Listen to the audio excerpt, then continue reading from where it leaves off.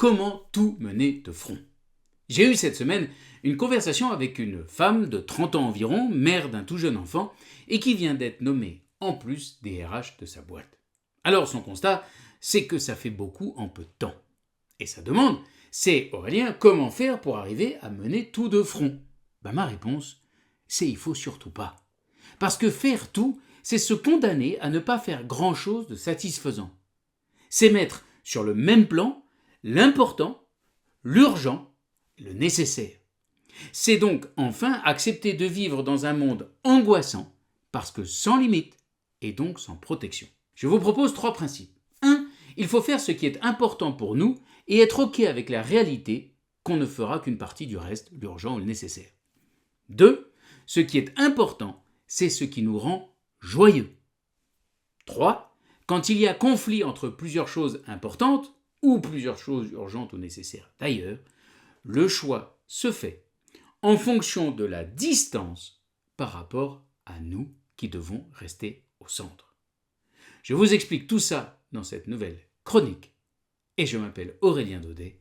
Bienvenue dans Révolution RH. Première constatation. Quand on veut mener tout de front, le tout est assez vague. Parce que rien qu'en parlant du boulot, la liste pourrait déjà aller à l'infini. Rajoutez votre famille d'origine, vos amis, vos hobbies, vos vacances, avec des choses dedans bien sûr. Bref, dans chaque compartiment du jeu, on pourrait encore une fois faire des listes de choses à faire à l'infini. Le premier principe que je vous ai annoncé en introduction, c'est reconnaître que nous sommes des êtres finis. Je ne pourrai jamais faire plus d'un certain nombre de choses dans une journée, même si je continue à bouffer sur mon sommeil. Pas plus que je ne pourrai visiter tous les pays du monde, ni même toutes les rues de toutes les capitales du monde, ni même goûter à toutes les spécialités locales. Pas plus que je ne pourrai apprendre à jouer de tous les instruments, ni tester tous les sports, ni lire tous les livres, ou bien encore passer tous les permis.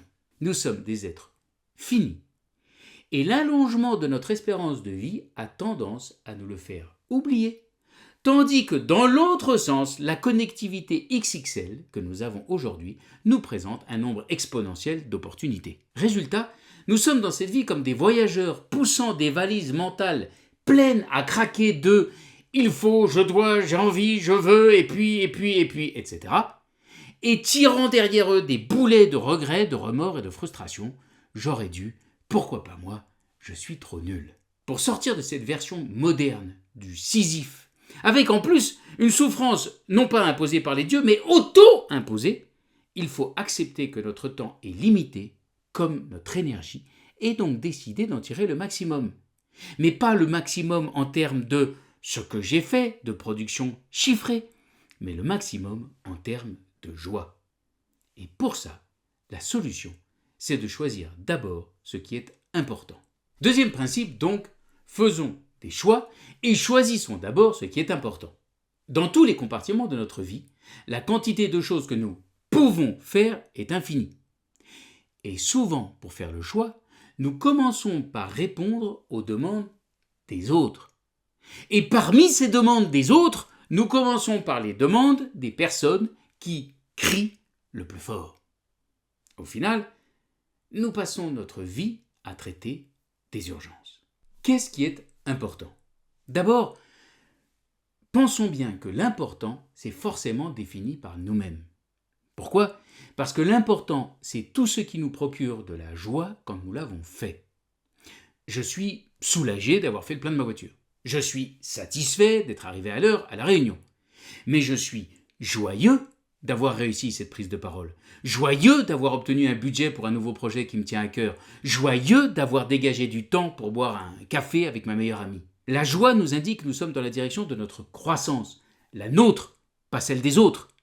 Ce qui est important pour les autres n'est donc pas forcément important pour moi, et ce qui est important pour moi ne l'est pas nécessairement pour les autres. C'est OK. Et si nous l'acceptions, nous ne serions pas si énervés contre tous ces gens qui ne font pas ce qui nous semble important. Alors, pour choisir ce qui est important, la manière simple, la plus simple que j'ai trouvée, c'est, la veille au soir, listez tout ce que vous avez à faire et imaginez, item par item, que vous l'avez fait. À quel moment est-ce que vous êtes joyeux? Ok, vous voyez le truc? Chaque fois que vous vous dites « là, je suis joyeux », alors prenez votre liste et faites une croix à côté, c'est quelque chose d'important. C'est bien joli Aurélien, mais on ne peut pas faire que les choses importantes. De temps en temps, il faut aussi faire des choses urgentes, nécessaires, pas joyeuses, mais utiles.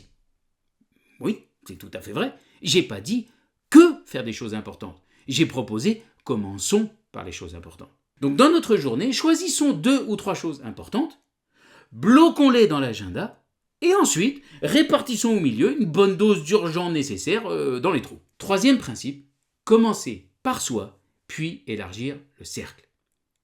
Parfois nous avons du mal à faire le tri entre plusieurs choses importantes. Dans mon exemple du début, cette jeune femme, DRH récemment nommée et avec un enfant de moins de 2 ans, elle me dit tu vois, c'est important de mener certains projets à bien dans mon boulot, c'est important bien sûr de m'occuper de mon enfant, et puis c'est important de prendre soin de moi. Et à force, je ressens une sorte de charge mentale à jongler, même si je ne jongle qu'entre différentes choses importantes. La solution, c'est de commencer par soi. Si vous prenez soin de vous, alors vous allez fournir la meilleure version de vous-même aux autres. Que les autres soient vos enfants, votre conjoint, vos collègues, vos amis. Et ensuite, comment faire le tri entre toutes ces personnes que je viens de citer ou bien d'autres auxquelles vous pensez? Rangez-les par ordre d'importance pour vous sur des cercles de plus en plus larges, vous étant dans le cercle au centre. S'il y a un conflit entre 2 choses importantes, faites passer l'important du cercle intérieur avant l'important du cercle extérieur.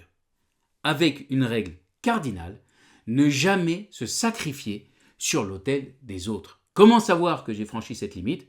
C'est très simple. La joie va disparaître et vous allez ressentir de la colère ou de la tristesse.